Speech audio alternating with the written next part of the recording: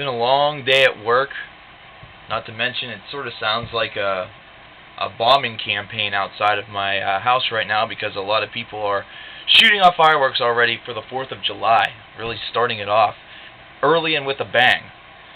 However, what I'm going to do to start off the 4th of July weekend is actually bring you guys an album review, and it's going to be one that was requested to me many, many months ago that I never did get around to until just recently. And that album is 1000 Thoughts of Violence by the band Kekal. Now, if you're wondering who the hell this is, or kind of scratching your head a little bit, this was an album that was released in 2003. They're a very underground band. However, this was the album that really garnered a lot of mainstream acclaim for them. This is a very unique album to really try to classify, because it does have a lot of the very trippy ambient experimentation that you would hear on latter era Oliver albums. However, it's done with a lot more brutality and a lot more of a black metal influence that perhaps you would associate more with their original first few albums. That being Oliver, should I say, or Oliver's first couple of albums. However, 1000 Thoughts of Violence is more than just Kekal kind of showing that they have a lot of Oliver worship within their music, even if it's subliminal. What it really ends up being is just a very well constructed affair that blends experimentation with very well made riffs and very well put together songs in the process. There's really a very common theme of very dark and sinister mood on this album, but at the same time it's also counterbalanced at times by lighter edged atmospheres. However, these occur very few and far between. You're going to see this within some of the songs, you're going to see this within one of the intros, but aside from that, it's going to be a very heavy edge. It's going to be very dark. It's going to be very brooding. So, Kekal is one of those bands that I had never heard about until this album was requested to me. And what I ended up doing was I went out and got the discography completely. I figured if I was going to be doing this review, and the person who actually requested this to me, hi Quadruple Play, said that I would probably enjoy the hell out of it, so I figured I might as well just take a chance and get it all. And so far, that's been a really, really good decision on my part.